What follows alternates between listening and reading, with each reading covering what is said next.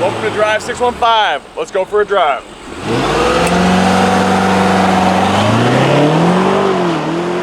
My name is Byron, and behind me is the 2024 BMW X6 M60i. Not to be confused with the X6M competition, but this sports SUV coupe is the M60i.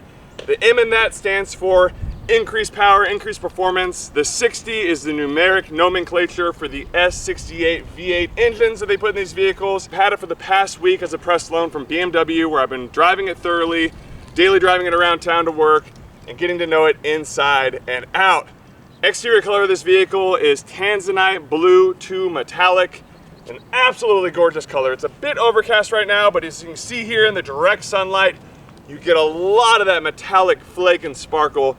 A very beautiful color. It's a $1,950 option. The MSRP on this is $93,600, and when you add up all the different options we've got on it, the total price comes out to $113,945. As always in my reviews, we'll take a look at the exterior, the interior, then we'll go out and take it for a drive. But for now, let's take a look up front. Up front, we've got these body lines converging down to anchor out this kidney grille. I love the contrast between the gloss black and the matte black on the surround. I think it gives it a nice, aggressive, yet elegant look. We've got the M badging on the left side, and this is all active, so air will flow straight into here as you're driving, cool down the vehicle, because this BMW is all about performance. We've got our camera, our sensor, and down here, it looks like this portion, it's closed off. You wouldn't be getting any airflow, but once you start the vehicle, that'll actually open up like the blinds on a window and allow for active airflow through there. This portion here is about half function, because that portion there allows for airflow. This is just straight plastic, more of an aesthetic look on that. And then through here, you've got cooling for your brakes. Powerful car, you're gonna need some powerful stopping power to get stopped, and you wanna keep those brakes nice and cool when you're out on the road. And then of course, we've got our M shadow line headlights, absolutely gorgeous. You see them from a distance, they look great. You just look at them up close and you really just see the amount of design, the language that goes into it, and just the detail. There's a lot of hexagonal patterns that you'll see carried throughout the rest of this vehicle, inside and out. You can really appreciate just how much goes into making a vehicle like this when you look up close and see some of the details. I love the front end of it, but let's take a look at the profile. A couple call outs on the side of this vehicle. Love the shadow line trim, blacked out all around the window housing, as well as the B-pillar. I feel like it gives it a nice, sleek contrast that doesn't affect the body lines of this vehicle. Absolutely love the painted door handles. Again, nice continuation of the flow of this vehicle. Up front, we've got a little bit of a design hue here. Not much function, if any, on that I can tell of. Perhaps a little bit of aerodynamic, but there's no flow through on this front little bit here. It would be interesting if they put some kind of badge here, maybe an M badge. We do have the one up front and the one in the rear. Just a thought. 22-inch wheels all the way around, 275s in the front, 315s in the rear. This is a sports SUV coupe, so you'll notice the slant down here. I do appreciate that rear spoiler because that kind of helps balances out. I feel like if we didn't have that rear wicker spoiler, that it might look a little bit too tapered off. Overall, I think it's a great looking vehicle. I'm personally not the biggest fan of the coupes right now. I do prefer just the regular SUV, but it's a great looking vehicle and it's definitely sportier. This is a lot sportier than your typical SUV. Back here, we've got some nice design cues. Again, this is not functional. It's all plastic, so just aesthetically looks good, but it's not going to provide any cooling, and it wouldn't provide any cooling anyway because airflow comes this way, not that way. So again, nice design through there. We got the M60i badge right through here, X6 indication on the left. As we work our way down, we've got these three little designs here on the rear diffuser. To me, the middle one looks like an F1 rain light. I think it looks nice. It'd be kind of cool if they put a light in there, but nevertheless, it does really tie in the rear of the vehicle. We've got a quad exhaust, so 1, 2 here. The openings are much larger than that of the exhaust. The actual exhaust itself is actually about this big, but it's got some nice openings here in gloss black. Let's go ahead and open up the trunk. And you've got a nice amount of trunk space. Again, with this slanted design, you lose a little bit of headroom as well as trunk space. If this were to come down, you could fit something taller in the back. You just have to put the rear seats down. It's a 40-20-40 split on those. Nice little scuff plates here. We open this up. You've got room for your entire spare tire back here and all your tire changing accessories, first aid. We've got this nice folding out cover here. So when this is shut, this will cover your valuables. People can't peer in and see. I kind of like this triple fold design. My wife has an X3 and on hers, it's a pull handle and you pull it out and lock it into place. You do lose a little bit of room here because this cover doesn't fold back any further than here. You'd have to remove the entire cover to get full access to this, but I do appreciate that. You can shut that there, close the rear hatch, and have all your valuables completely safe. Before we listen to the exhaust, I do want to call out one thing. I like how this upper spoiler aerodynamically flows down in to this rear spoiler. I like this little lip there on the wicker design. I feel like it gives it a nice little bit of contrast, and again, kind of helps with some of the angles of the vehicle. Let's go ahead and take a listen to the exhaust.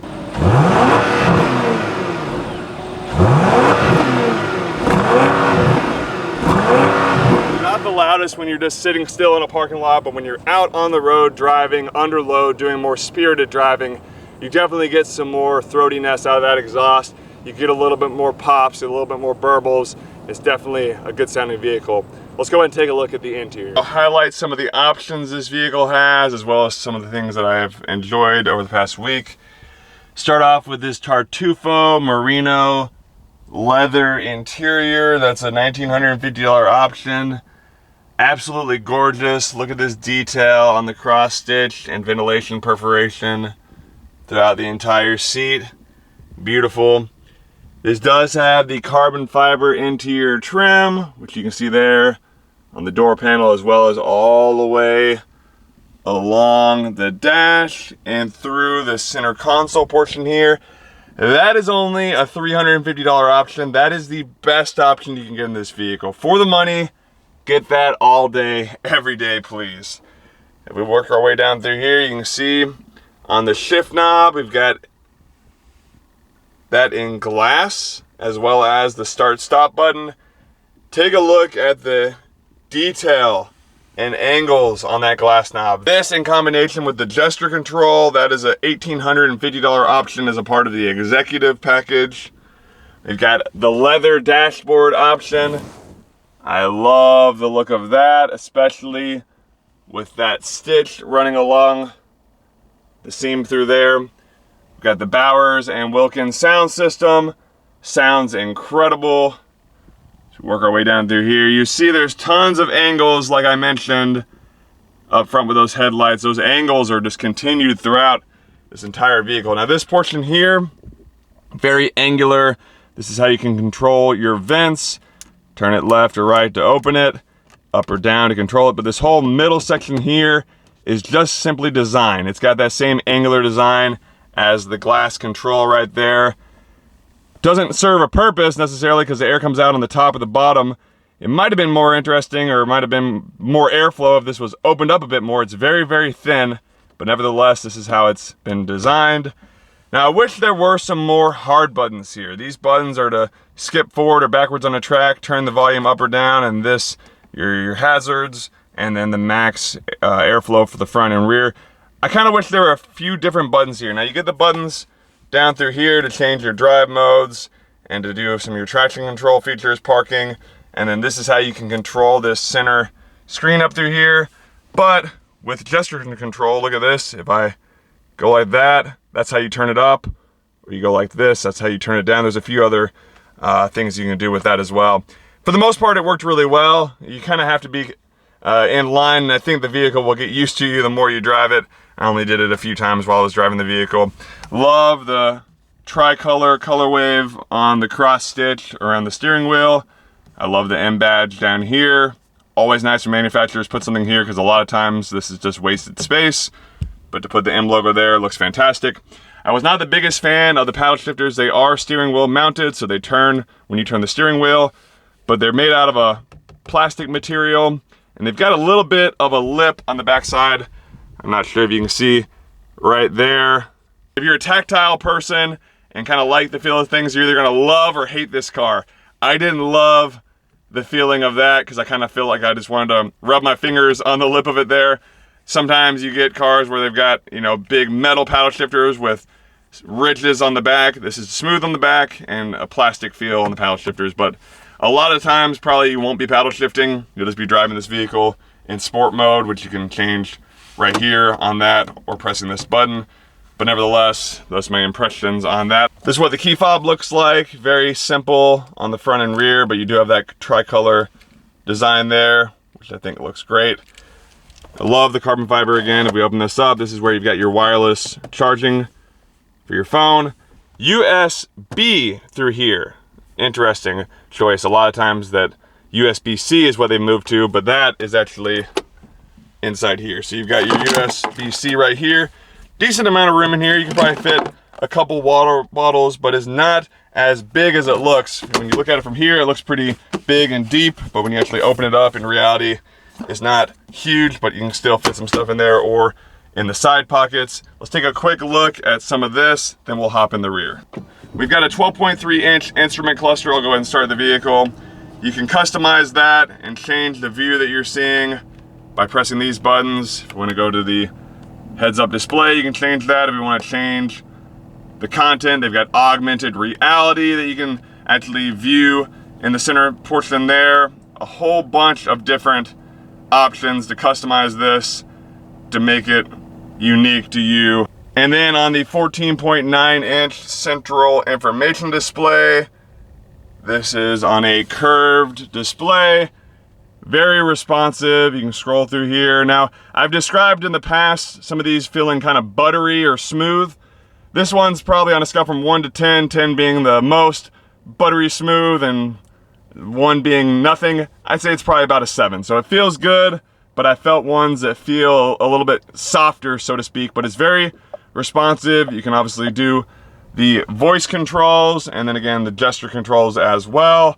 But I love the display. Let me show you a few more unique things. This portion here is illuminated. It's the M logo kind of spaced out there. You can change the color of that as well with the ambient lighting. Now it doesn't do anything for as far as digital. It just is this illuminated display there. But I think it gives it a nice touch and gives it something for your passenger to look at while you're driving. If we take a look up here, we've almost got the equivalent of a starlit headliner, except this is on the actual glass of the panoramic moonroof. These are a little, I guess, trapezoid rectangles here, and then it kind of changes to a smaller bit through there. And then the LED lights illuminate this, and it almost looks like stars. So pretty cool feature to have that down through here, and the lights up there, definitely nice to have. Let's go ahead and take a look at the rear. In the rear, you've got that same continuation of carbon fiber. You've got an M badge there on the door sill as we work our way in. Now I pushed the seat up a bit. I'm 6'5". I normally ride with the seat a little bit further back, but if someone was a little bit shorter in the front, you definitely would have enough leg room. Now this is something I've never seen in a car before. This is actually where you can charge your phone. You've got a USB-C bit right through here. This portion, I'm not sure what that is. Maybe that's just to access a portion of the rear seat, or this is maybe to bolt in this whole compartment, but that's how you charge your phone. I don't know how that would work in reality. You'd have to actually have the cable either coming down from here and keep your phone in this pocket, or you'd have your phone here. I guess it works the same as if you were charging your phone here versus here. Either way, you're gonna have to have the cable, but that's unique. I've never seen that in the back of the seats. It's the same on the passenger side as well. You've got this little shade here that you can manually put up to block out the sun. Now through here, you can control all your temperature, and you've got a little bit of a shelf through here, about enough to fit your phone. I'll show you that here. So you can fit your phone there, but if you were charging it, for example, you'd have to plug it in there and have the cable run from here to there. Before we go for a drive, let me show you this. If we put this down and open this portion up, you've got a little bit of storage here, but it is hard plastic. If you want to open that up, this gives you access to your cup holders, but it's very aggressive. It kind of just like, when you push it, snaps open right away. It doesn't have a nice little soft open. If we shut this and pull this down here, this will give you access to the rear of the vehicle. It's a 40-20-40 split. If you had something long that you needed to put in, but you didn't want to put down all the seats, you can just put down this middle section, and it gives you full access to the back of the vehicle. So that's a unique feature that a lot of cars have, but I like how they integrated this in. I think it looks really nice. Let's go ahead and take it for a drive. In the wheel and on the road, and as we drive, I'm gonna talk about 3 different things. First is comfort, second is performance, and third are my overall impressions of the vehicle. As far as comfort goes, I'm 6'5" tall again. If we look here, I've got several inches of headroom on this side with the panoramic moonroof cover open. I've got so much room through there. Leg room feels great. The seats feel great on my back. The bolsters aren't bothering me on my sides. You can adjust the lumbar. You can adjust every aspect of this seat in so many different ways that you can set it up for absolute comfort. I also feel comfortable as far as my arm placement. This portion here on this center console is nice and soft to the feel. So if you're resting your arm here on a long road trip, it would not start to hurt or get sore by any means. In some cars, you know, this is kind of hard and it's not comfortable, but this is a good place to rest your arm, as is the one on the left side. I feel like the height of the armrest on this door is the perfect height for me. It just really feels comfortable. As far as visibility goes, I love seeing the disconnected side view mirrors, which is of course iconic for the M vehicles. Visibility is fine. Out the rear, you do lose a bit because this is a coupe, so that slanted nature is gonna cut down a little bit on your view there, but nevertheless, overall, A-pillar, B-pillar, not too big, so not many blind spots, but of course this vehicle has a ton of different tech to let you know, blind spot awareness, all the different features to help keep you safe out on the road, to see things that your eyes can't see. Let's talk performance. I've been driving in comfort mode. I'm gonna press a button here, switch it over into Sport Plus, pull back on this control knob here, and now I'm in full sport mode. Underneath the hood, we've got a 4.4 liter twin turbo V8 producing 523 horsepower and 553 pound-foot of torque, paired to an 8-speed automatic transmission, X-Drive all-wheel drive system, and we've got a 48-volt mild hybrid system, which helps get those numbers up by providing 12 horsepower and 147 pound-foot of torque. So that mild hybrid system really helps get this vehicle up and going. And right now I'm gonna drive with the paddle shifters.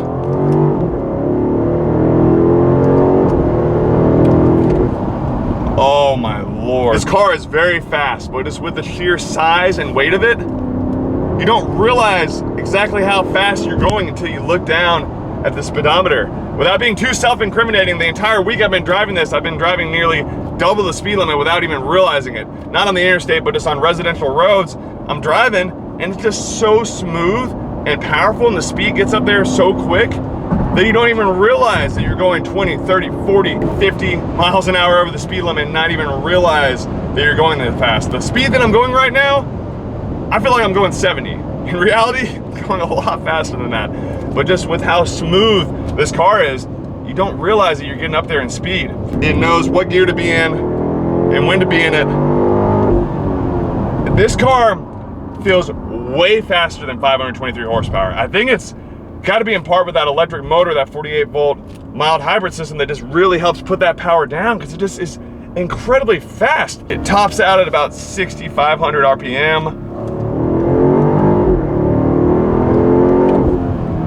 Wow, hard on the brakes here, and it really, the biggest word I can use to describe it is it's just so smooth. Power comes on smooth, it's comfortable, it's just a quick car that, again, you get up so fast in speed, you have to almost question yourself and say, like, am I really going that fast in a 5,300 pound SUV? And the answer is yes. BMW's done a fantastic job engineering this. You know, 4 years ago, I reviewed the X6 M competition that had 617 horsepower, and this feels equally as fast. Again, you know, if you really want the cream of the crop, you want the best of the best, you want to ball out, then get the X6 M competition. If you want that kind of middle ground where you want a nice looking vehicle, you want that speed without paying top dollar, then get the X6 M60i. This is going to be the perfect marriage of all those different options. I'm in manual mode right here. I'm actually going to put it down into sport. Go through a tunnel here.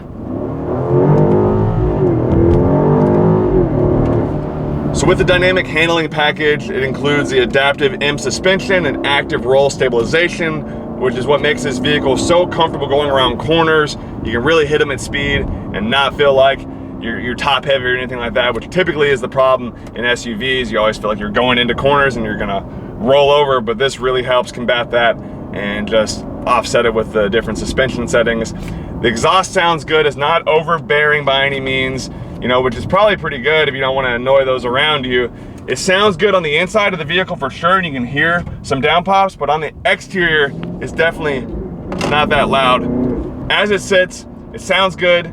Depending on how you shift, what RPM range you're in, you get some good flavor, get some pops, some burbles, little back pops on the upshift. So all in all, that part's been fun. Let me do a launch control for you here. I'm in Sport Plus. I'm gonna go to traction control, turn traction off, foot down on the brake, mashed, mash the gas, release the brake. Wow, 60, wow. It really hunkers down and throws you in the back of your seat, and thank goodness we got this soft headrest because it'll knock your head back. You know, there's turbo car, but almost zero turbo lag. The second I put my foot on that gas, it's ready to go, and I think that mild hybrid system is a contributing factor of that because it really helps you put that power down and give you that extra pound-foot of torque. Turning radius is good. Let's get on it here. I'm going into this corner going 50 miles an hour. And the stability and handling on it, I again am just blown away by how quick this vehicle gets up in speed. I'm gonna add another word to describe it, sneaky. This is a sneaky, smooth car because you're just driving right now and I'm going interstate speed and I'm not even trying. I was a quarter of the throttle, not even that, a tenth of the throttle. I just am having a blast driving it. And I think it's nice because you can just put it back into comfort, put it into Eco Pro, and all of a sudden you're driving around town. Just the practicality of it is a thing that I love as well, which will lead into the next conversation here, which is just overall impression. It's comfortable, it's fun, it's practical, it's functional, all the above. It's just a nice blend. You know, it's expensive. You get the craftsmanship and the quality that BMW has to offer. You get a great brand name, you get a great warranty. You know, I would urge you guys to go test drive it at the dealership, see if it's the right fit for you. Try the X6M competition, try this, see if you can feel the difference in horsepower. I mean, on paper, the differences are there, but it really comes down to how you feel driving it. But all in all, hope you enjoyed the review. If you have any questions, comments, or concerns, leave them down in the comment section below, and I'll see you guys in the next review.